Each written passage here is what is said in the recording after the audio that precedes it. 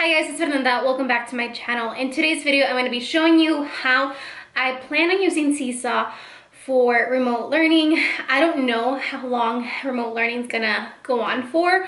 As of now in Arizona, schools are closed until March 27th, which means technically we would go back to school on the 30th.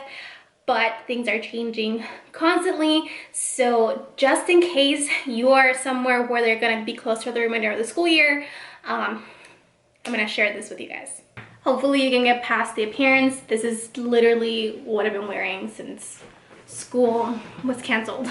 Just workout clothes and a baseball cap because things are hard. I guess I should probably start with talking about what SeeSaw is. SeeSaw is a digital portfolio app where students can post their work and you as a teacher can check it and see what they posted, but then also parents can see it as well. So the way it works is the students can either just take a picture of something and put it under their name, and then it goes to you, and then you approve it, and then once it's approved, then parents can see it. Or another thing you can do is also create assignments, I think that's what they're called, or activities with specific directions, and then students will go ahead and turn in their assignment onto that folder, and it just makes it a lot easier. So let me go ahead and walk you through what I have so far. Right now I only have one SeeSaw assignment that's going to be more of a trial run for next week, because this week we're still technically on spring break. Next week is when students would technically go back to school. Okay, so then on the right hand side you have some tabs. So you have journal, activities, inbox, and skills. So what I'm doing right now is I'm going to go ahead and click on activities, and then you can see the activities that I have pending right now or open for my students at the moment. So like I said, I only have one activity that's open for like a trial run, an activity that my students already do in the classroom because it's a center. However, it's a little bit of a different format because it's online. So for this activity, I am having my students unscramble Bossy R words. I purchased this center on TPT, and because I just took a screenshot of the file instead of printing it out and like laminating it. I took a screenshot and I uploaded it to the activity. And if you have more than one, they would all show up on this screen as well. One cool thing about this is that you can play instructions, so students hear the instructions and not necessarily have to read them to understand what they have to do. This is a great feature, especially for the younger students.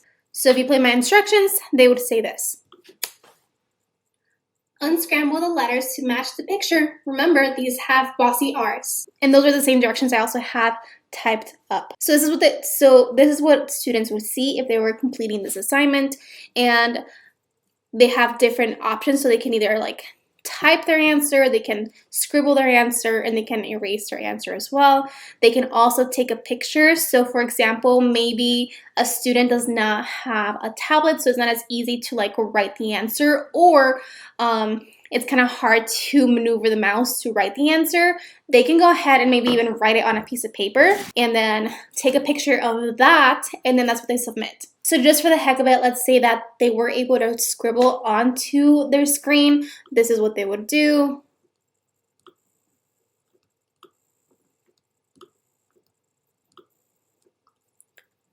And then once they're done, they can either just submit it as is, or they can also explain their work. That's what the microphone is for. For this specific assignment, it'd probably be a good idea to have my students do that just so they can have a little bit of decoding practice in. But again, they don't have to.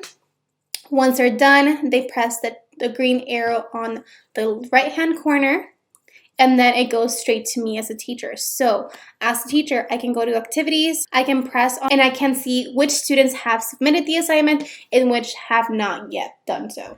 I should also mention that there is no limit as to how many times a student can submit that assignment.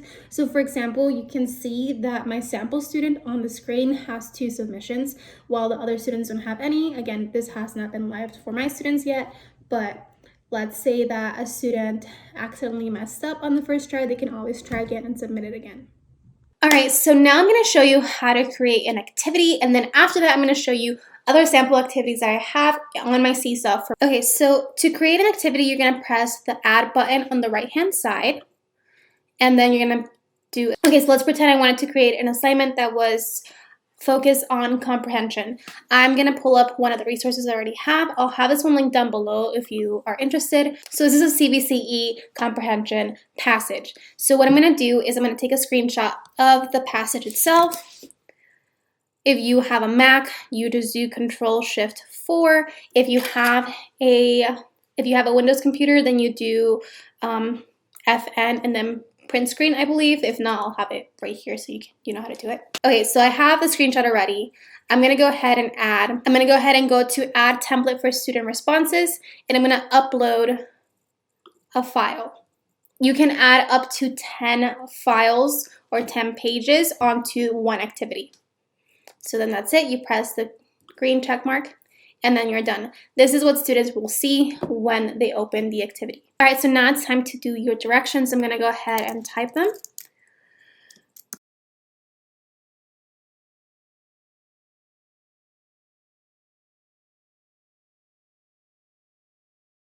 All right, so those are gonna be my instructions for this assignment.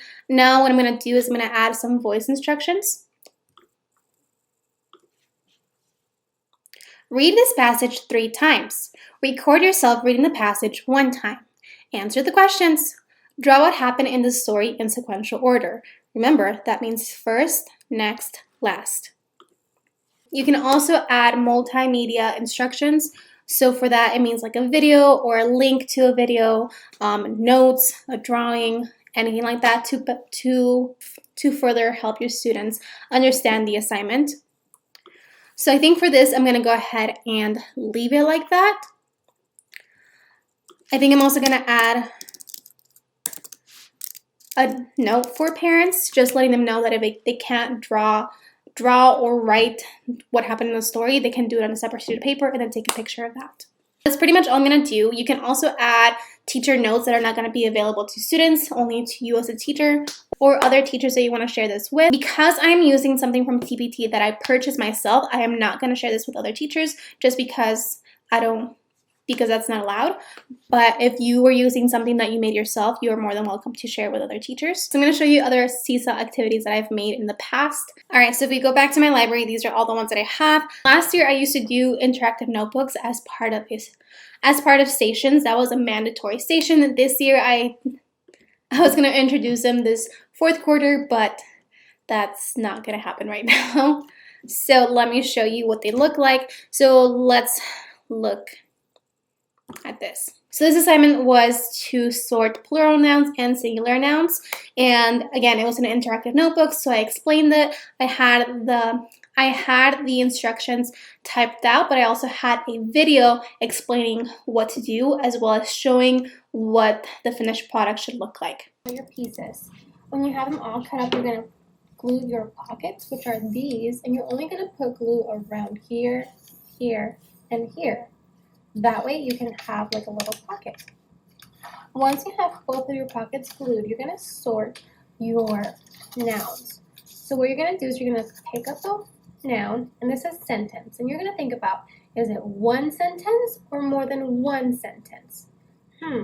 It's only one, so I'm going to go put it in singular. Singular means one. That's why there's only one pencil.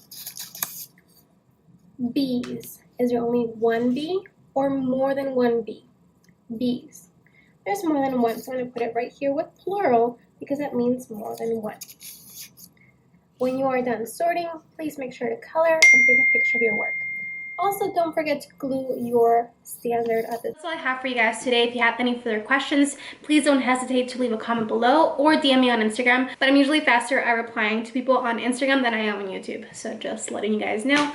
But yeah, that's it for today's video. I hope you guys enjoyed it and found it helpful. And if you did, please give this video a thumbs up.